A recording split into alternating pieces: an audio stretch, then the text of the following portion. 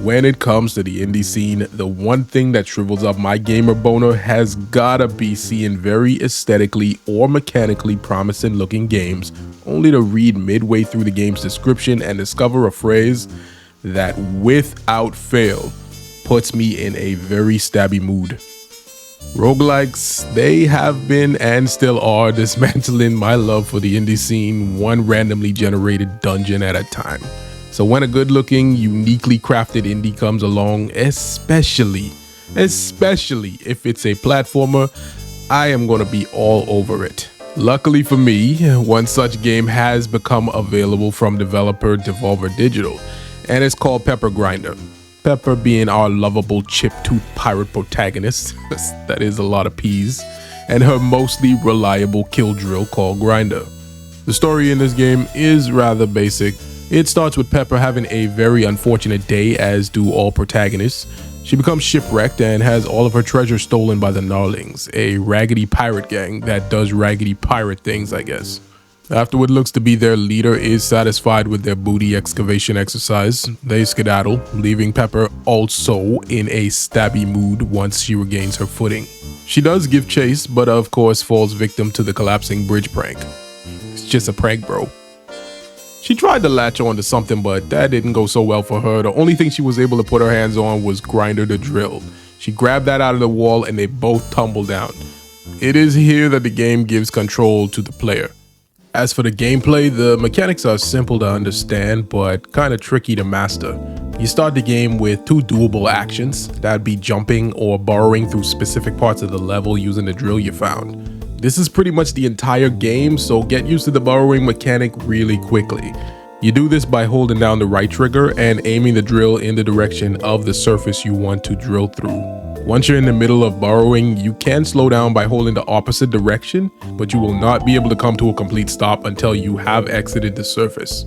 What this means is that your reflexes are expected to be on point most of the time, as there are numerous lengthy burrowing sequences that expect you to hold your focus until you're back on safe ground. After the game assumes you've probably gotten the hang of piercing through the heavens, they will eventually throw in a new mechanic, and that mechanic is the grapple. In my opinion, in its current state, using it right now feels awful. It's mapped to the Y button on the Switch, and I assume the corresponding button on other platforms. So if you're using like a PS5, I'm imagining it'll be square, and for Xbox it'll be X. Now the problem isn't that it's mapped to that button. The problem is that the only way to detach yourself while swinging is to hold the right trigger that activates the drill. And I promise you that you will never get comfortable using it. Even speedrunners, after they master it, will probably still think it does not feel right. It should have been one of two methods. One, you press and hold Y to start swinging, then release Y to fly out of it, followed by holding right trigger to burrow while in midair.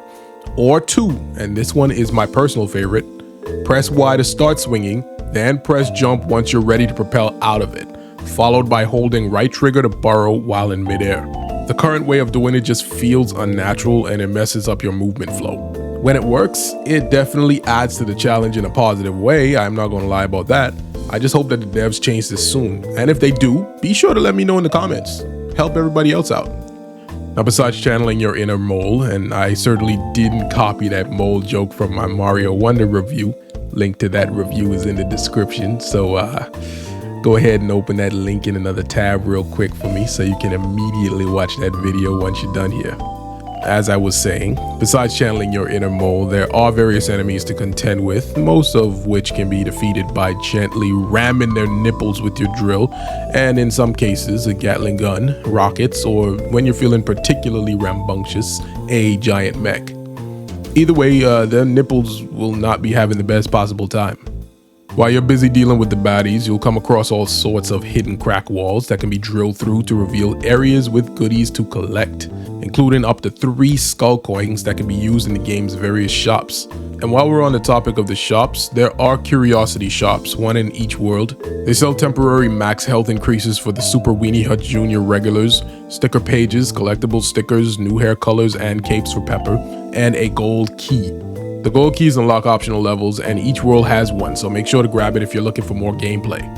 Now the game has 4 worlds, each with a different theme, so expect to see snowy and lava-y levels. There's also a boss fight after each world. These boss fights can get a bit troublesome if you haven't already gotten decently good at burrowing.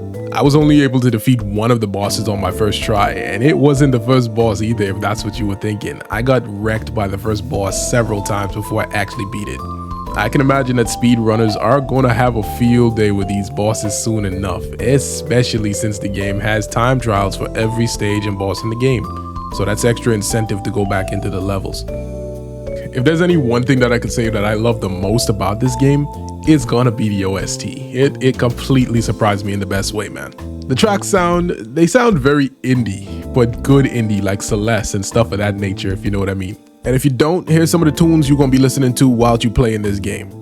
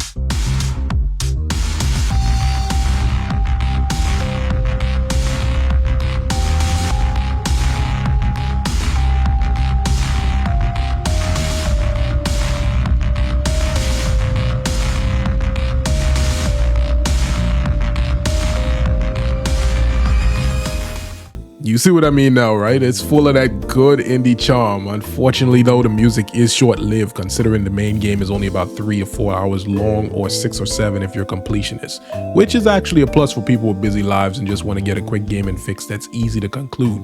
Pro tip for y'all, turn the sound effects volume to about 3 notches to the right of the middle point. Otherwise, it's going to drown out that bussin' music. After careful consideration, I'm going to give Pepper Grinder a 7.0486563 out of 10. Although the game's length might be great for busy lives, it's admittedly shorter than I think it should have been. I think at least another 2 to 4 worlds to flesh out the game's mechanics would have gone a long way to round out the game's runtime. As it is now, the game ends like right after you've gotten warmed up. I do honestly have faith that the devs are gonna at least add one free content update for the game at a later time though. This seems like one of those kind of games that'll get a content update. Some other gripes I have with the game are not being able to skip boss intro scenes. Let me paint you a picture here real quick. You enter the boss level, you watch the scene play out, the fight starts, you get hit twice before you're even able to damage it at all. Now since you started so rough, you decided that the current run is now a waste of time and you want to restart the battle quickly for another clean shot at it. Well, your options are as follows. 1. Choose exit. 2. Choose restart. Choose 3. Kill yourself. If you think option 3 is the best choice, hit me up if you need someone to talk to, and that's also the correct choice. Choosing exit kicks you out to the world map. Re-entering starts you at the beginning, cutscenes and all. Choosing restart actually doesn't kick you out to the world map, so we're getting better, but it starts you at the beginning of that boss level along with the cutscenes still. Listen man, nobody likes having to wait. Game devs, you need to do everything, I mean everything in your power to reduce all forms of wait time in your games. This particular issue isn't the biggest one in the world, but anything that's designed in a way that makes me feel like I'm wasting my time deserves to be mentioned. And on that note, checkpoints don't even refill health for some reason. Sometimes I found myself choosing option 3 just so I could start from the checkpoint with full health. Since there's no penalty, checkpoints should just refill health. What's the point of not refilling my health? I can just die right after the checkpoint and have my health refilled. That's weird. Anyways, the controls, although they are more than decent enough, so kudos to Devolver Digital for making it feel as good as it does, but it still got me killed more times than I'd care to admit. Doesn't help that some of the enemies have difficult to avoid hitboxes. These issues lessen with more practice and time, as with anything you do, but I still found them to be very annoying overall. Pepper Grinder is a largely decent game, don't get me wrong, but during my playthrough, I couldn't shake the feeling that this game needed more. More levels, more bosses, more and/or deeper mechanics, more enemies, more abilities, just more everything. What this game will give you though is a solid in and out experience with really nice drill movement shenanigans, and everyone likes shenanigans, right? I mean, come on. You got awesome music, charming sprite work, and it is not a roguelike. I'm adding that as a perk, and I'm also going to stress that in every review I make going forward, unless it's a roguelike. Bottom line, the game's worth a playthrough. Just don't expect your socks to get rocked. I'm sure some of you have played the game already, so let us know what you thought of it. And y'all don't forget to check out my Mario Wonder review and consider liking and subscribing if you found any enjoyment from my content. Stay safe, guys, and I'll see you in the next one.